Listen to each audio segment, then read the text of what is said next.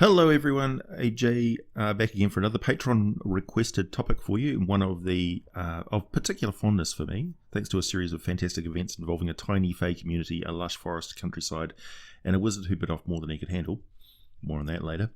Pixies. All too frequently, I see these folks dismissed as little more than forest fops, fluttering little dandies obsessed with their looks, ridiculous, curious, and yet skittish and shy to the point of being reclusive. The reality of dealing with fairies and pixies is quite different than you would expect based on just this limited perspective. So let me state from the outset, you do not mess with pixies. There are very good reasons why the simple country folk, homesteaders, pioneers, farmers, explorers, take care to furnish themselves with basic wards and remedies in the area of fey creatures, and they do so with some degree of respect.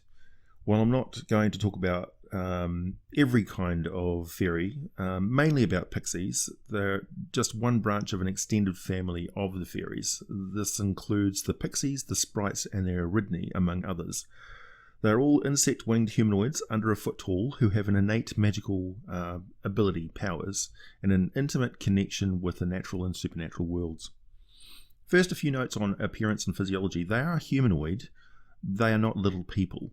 They don't have the same digestive or metabolic system that we do. They have a diet that includes plants which are toxic to most larger humanoids, and while they do have a love of sweet and fatty food, they also add spices which a human would call poisons. The fairies are not specifically listed as being resistant or immune to any poisons, but it is well known that to eat fey foods is to take your life and your sanity and roll the dice with them.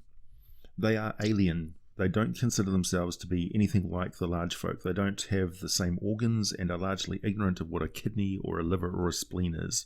Although the Aridni do know the best places to fire an arrow into one of the big folk, they usually don't know exactly why the liver is a vulnerable organ.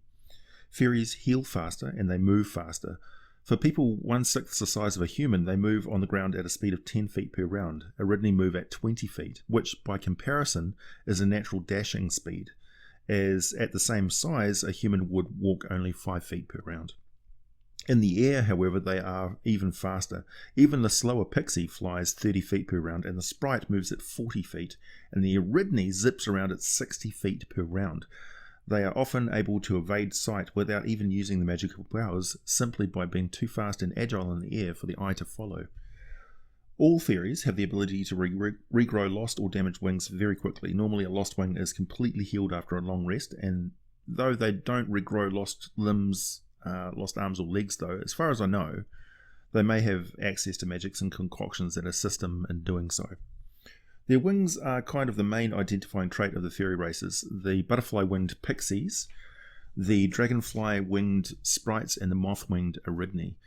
They are also the beetle-winged fairies, such as the grasshopper-winged grigs, who have a body more like a half-insect, half-centaur, and more exotic gossamer-winged types, specific to certain areas of the Feywild and the Outer Plains, such as the sylph.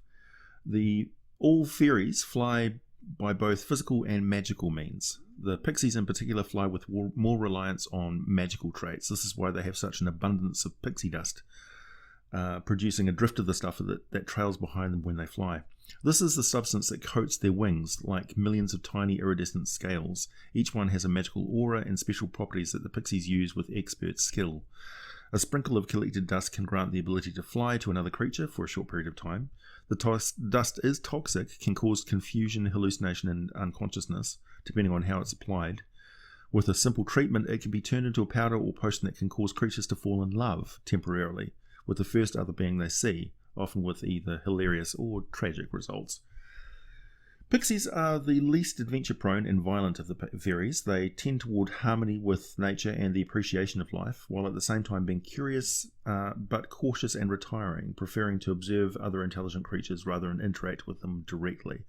Still, this is a general reaction, and the Fae are well known for being both prone to flights of fancy and being fickle and unpredictable as the weather in early spring. All pixies utilize the environment so harmoniously that it's hard to tell they're even there, let alone that you're walking right through the middle of one of their villages. Pixies prefer to dwell together in the same area for many, many years. It may be a natural network or a landmark in the area, such as a waterfall, ancient tree grove, cliff face, glade, pool or lake island, a rock formation, a knoll or hill, And as these places are so often the site of a concentration of natural magic, they are usually close by to an area prone to forming portals between the Feywild and the natural world. So this is why you often know such a portal is nearby, because fairies have been sighted in the area. They just drift across the portal. Something new to look at.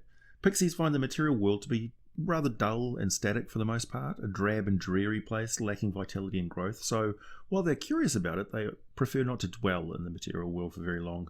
Like most Fae, they're attuned to the boundary between the Feywild and the material world, and fairies in particular are extremely adept at recognising weak places where one can step from one plane to the next. Something as mundane as a rock with a naturally formed hole through the middle is, to the eyes of a pixie, an open doorway between the dimensions, one they can cross through at any time they choose. They also have a remarkable knack for navigating between the two worlds' geographies. So to them it would seem obvious that a ravine in the natural world and the material world is a swift-flowing river in the Feywild. The dwelling places of the fairies look to be adaptations of natural forms and features. The roof is bark or moss, the window is like a bubble of sap, the meticulous planting of things here, the training of that there, the line of a web, the dome of a mushroom, a canopy made from some feathers, twisting vines, falling logs, all thoughtfully crafted into a comfortable, natural home. Clean, fresh, renewable, recyclable, zero footprint on the landscape, and very hard for the busy, stomping and muttering large humanoids to notice as they pass by. The natural magical powers of fairies include invisibility at will, the ability to detect good and evil, cast dancing lights or cause confusion is also typical. Druid craft is inherent in the Pixie. Detection of magic is inherent in the Aridni, while sprites have an innate ability to detect the emotional state of creatures they touch. They are the least magically gifted of the fairies, the sprites, having to learn magic the usual way instead. Pixies can detect thoughts, entangle, dispel magic, cause others to fly, cause sleep, polymorph, and create phantasmal force. Both Pixies and Aridni are resistant to all magical effects, and the Aridni can cast Spike Growth, Mage Armor, Charm Person, and Fairy Fire. In all cases, their casting attribute is Charisma, so the Aridni are much more martial and vicious. While Pixies are not normally overtly aggressive and martial, the Aridni and sprites most certainly are. Using swords and bows, enchanted bows, and skill with firing missiles is on the wing, along with an armor class of 15 even without further magical protection. They are dangerous foes to get into a fight with. Aridni are the most likely to be encountered in the material world, and the prolonged stay they've had there, dwelling here, is one reason for their pale, drab and moth-like appearance, as if all the vitality has been leached out of them. The Aridni enchantments of sleep, hideous laughter, confusion and fear are crafted into their arrows, which can do as much damage as those of a medium humanoid.